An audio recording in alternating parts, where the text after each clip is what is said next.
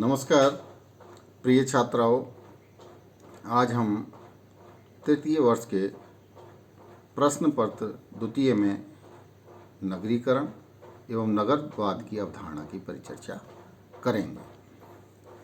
इसके अंतर्गत सबसे पहले हम इसके थोड़े बैकग्राउंड में जाते हैं कि किसी भी समाज की परंपरागत सामाजिक संरचना को बदलने वाली प्रक्रियाओं में नगरीकरण एक महत्वपूर्ण प्रक्रिया है। वर्तमान युग में इसे सामाजिक परिवर्तन के एक प्रमुख स्रोत के रूप में देखा जाता है, यानी सामाजिक परिवर्तन के स्रोत के रूप में देखा जा रहा है नगरीकरण को। वास्तव में नगरीकरण का संबंध केवल बड़े नगरों की स्थापना और विकास से नहीं होता। यह एक ऐसी प्रक्रिया है जिसके द्वारा अनेक दशाओं के प्रभाव से एक और छोटे छोटे नगर महानगरों और विराट नगरों के रूप में बदलने लगते हैं, तो दूसरी ओर इसका संबंध नगरीयता अथवा नगरवाद में वृद्धि होना है।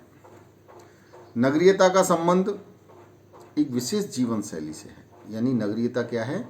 एक विशेष जीवन शैली से संबंध रखती है, जो एक जटिल श्रम विभाजन है, उच्च स्तर की प्रौद्योगिकी है, गतिशीलता है तथा व्यक्तिवादी मूल्यों जैसी विशेषताओं पर आधारित होती है। किसी समाज में जैसे जैसे नगरीकरण की वृद्धि होती है, नगरीयता से संबंधित विशेषताओं का विस्तार कस्बों तथा अनेक लघु समुदाय के रूप में होने लगता है। अपने इस रूप में नगरीकरण की प्रक्रिया ने लोगों के जीवन को ऊंचा उठाने, समताकारी मूल्यों को प्रोत्साहन देने, धर्मनिरपेक्षता को प्रोत्साहन देने में योगदान किया है।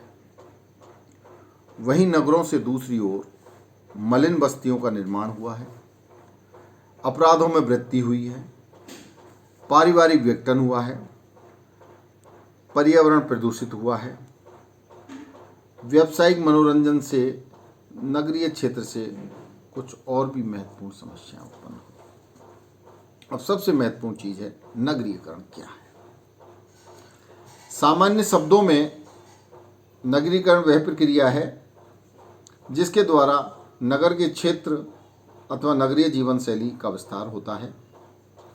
स्पष्ट है कि नगरीकरण को समझने के लिए सर्वप्रथम नगर को समझना आवश्यक है। नगर की कोई भी सर्वमान्य परिभाषा देना बहुत ही कठिन है। लूमिस कहते हैं कि जिस क्षेत्र में जनसंख्या का घनत्व अधिक होता है, व्यक्ति एक दूसरे से भिन्न प्रकार के व्यवसायों द्वारा अपनी आजीविका उपार्जित करते हैं। जहां व्यक्तियों के पारिवारिक संबंधों में व्यक्तिवादिता, स्वार्थ प्रधान, जटिल और दिखावटी होते हैं, उस क्षेत्र को नगर कहा जाता है। नगरीकरण का अर्थ परंपरागत सामाजिक संस्थाओं और मूल्यों के स्थान पर व्यवहार के नए ढंगों को ग्रहण करना है। दूसरे मत को भी बर्गल ने स्पष्ट किया है कि ग्रामीण क्षेत्रों का नगरीय क्षेत्रों में बदलने की प्रक्रिया ही नगरीकरण है।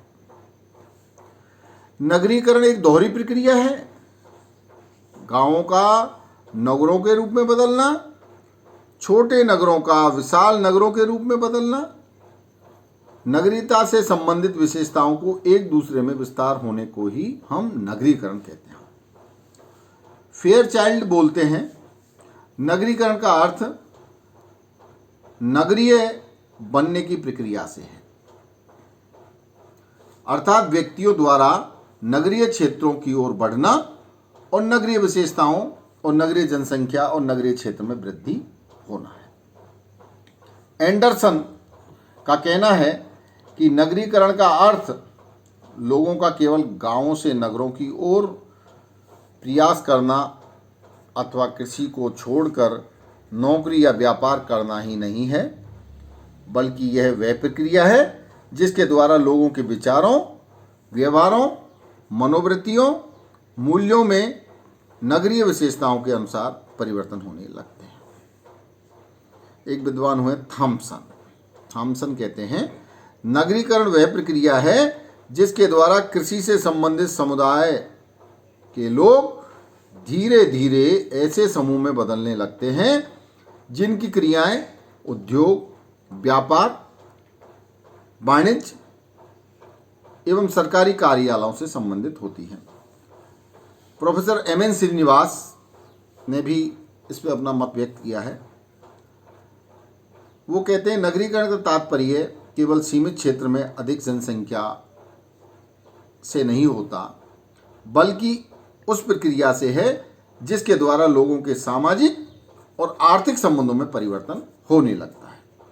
अब जो विभिन्न विद्वानों ने परिभाषाएं दी हैं उसके आधार पर हम कुछ विशेषताएं नगरीकरण की बताने का प्रयास करते हैं। पहला है, नगरीकरण एक दोहरी प्रक्रिया है। एक और यह प्रक्रिया ग्रामीण क्षेत्रों के नगरों में बदलने अथवा नगरों के विस्तार होने की दशा को स्पष्ट करती है, तो दूसरी ओर इसका संबंध एक ऐसी दशा से है जिसमें नगर में पाई जाने वाली मनोवृत्तियों पर का प्रभाव बढ़ने लगता है। दूसरी विशेषता के रूप में यह वह प्रक्रिया है जो कृषि और ग्रामीण उद्योग धंधों की जगह नगरीय व्यवसायों को बढ़ते हुए प्रभाव को स्पष्ट करती है। तीसरा है, नगरीकरण की प्रक्रिया का औद्योगिकरण से घनिष्ठ संबंध है। जैसे जैसे किसी समाज में औद्योगिकरण में वृद्धि होती जाती है, नगरीकरण में भी विस्तार होने लगता है। चौथी विशेषता के रूप में यह प्रक्रिया सामाजिक संबंधों की औपचारिकता को स्पष्ट करती है।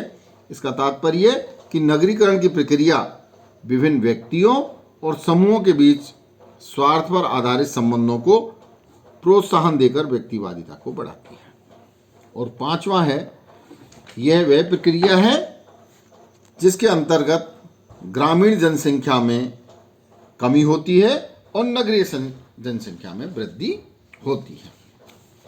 छठी विशेषता के रूप में हम देखते हैं, नगरीयकरण का तात्पर्य जनसंख्या का गांवों से नगरों की ओर बढ़ना, यानी गांवों से नगरों की ओर बढ़ना, अर्थात नगरीय मनोवृत्तियों का प्रभाव अधिक होना ही नहीं बल्कि स्थान परिवर्तन बिना भी लोगों के उपभोग की आदतों और व्यवहारों में तरीकों में जब नगरीय विशेषताओं का समावेश होने लगता है तब यह दशा भी नगरीकरण को स्पष्ट करती है। सातवां है, नगरीकरण एक ऐसी जीवन विधि है जिसका प्रसार नगर के बाहर के क्षेत्रों की ओर होता है।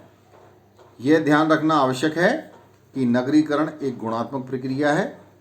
किसी समाज में जब नगरीकरण की प्रक्रिया बढ़ने लगती है तो धीरे धीरे वे समुदाय भी इससे प्रभावित होने लगते हैं जो नगरों से दूर स्थानों पर बसे होते हैं।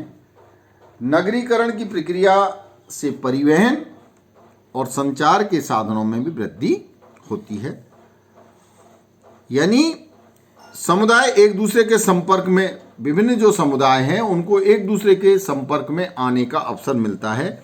यही दशा नगरीकरण के प्रभाव से भी में संचयी वृद्धि होने लगती है। अब हमें देखना है नगरीयता या नगरवाद की अवधारणा क्या है। नगरीयकरण या नगरवाद का प्रयोग समान अर्थों में ही कर लिया जाता है। वास्तव में नगरीयता नगरवाद की अवधारणा अनेक अर्थों में नगरीकरण से भिन्न है। आरंभ में यह ध्यान रखना आवश्यक है कि एक अवधारणा में नगरीकरण का अर्थ जहाँ ग्रामीण क्षेत्रों का नगरीय क्षेत्रों में बदलना अथवा नगरीय क्षेत्र का विस्तार होना है, वहीं नगरीयता का संबंध जीवन पद्धति से है, यानी नगरीयता का संबंध हमारा जीवन पद्धति से है जिसमें नगरों की लाक्षणिक विशेषताओं का समावेश होता है। विभिन्न विद्वानों ने इस अवधारणा को स्पष्ट करने का प्रयास किया है।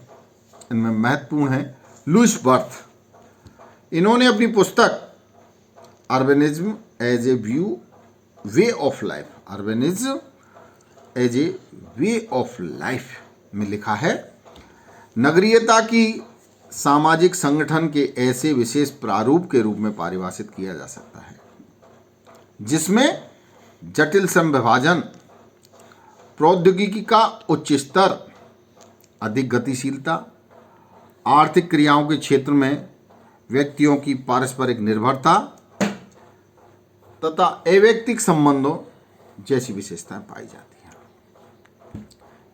यानी इस अर्थ में उन्होंने नगरीयता की पुनः परिभाषित करते हुए आगे भी लिखा है, उन्होंने बर्थ ने आगे भी लिखा है, नगरीयता जीवन की एक विशेष विधि है। इसी विवेचना से उन्होंने यह स्पष्ट किया कि संबंधों में अस्थायित्व, संबंधों में दिखावटीपन, व्यक्तियों में गुमनामिता तथा व्यक्तिवादिता ऐसी विशेषताएं हैं जिनके आधार पर नगरीयता की प्रकृति को समझा जा सके। एक विद्वान हुए क्वीन ने अपनी पुस्तक अर्बन सोशियोलॉजी में लिखा है, नगरीयता वह दशा है जिसका उपयोग नगरीय निवास से संबंधित प्रघटना को पहचानने के लिए किया जाता है। वास्तव में जब कुछ व्यक्ति साथ साथ किसी नगर में निवास करते हैं तो उनके बीच इस तरह के संबंध विकसित होने लगते हैं जो सरल समाज से भिन्न होते हैं। संबंधों का यह नया संकुल ही नगरवाद या नगरीयता कहलाता है। एक विद्वान है बर्गल। बर्गल ने भी इसको समझाने का प्रयास किया है। नगरीयता कुछ विशेष परिस्थितियों का एक ऐसा पुंज है जो कार्यात्मक तथा मनोवैज्ञानिक आधार पर नगरवासियों के जीवन को इससे भिन्न समुदाय की तुलना में एक विशेष रूप प्रदान करता है। बर्गल की परिभाषा से यह स्पष्ट होता है कि नगरीयता एक विशेष जीवन विधि के रूप में है। कुछ लेखकों ने यानी कुछ और बहुत सारे विद्वानों ने नगरीय जीवन के साथ व्यक्तियों के समायोजन की प्रक्रिया को नगरीयता के रूप में भी परिभाषित किया है। यानी इसका तात्पर्य क्या होता है कि नगर से बाहर आकर बसने वाले लोगों का नगरीय विशेषताओं के साथ साथ समायोजन बढ़ने लगा है। यानी नगर से बाहर,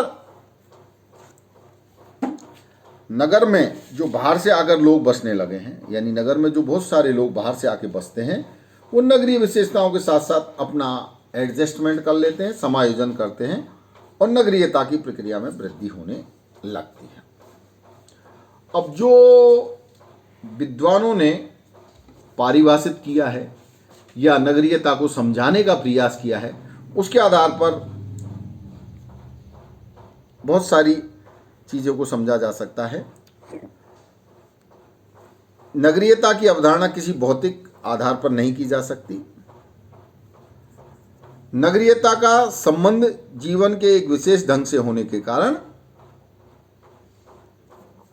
नगरीयता की विवेचना विशेष लक्षणों के आधार पर की जा सकती है। धन्यवाद।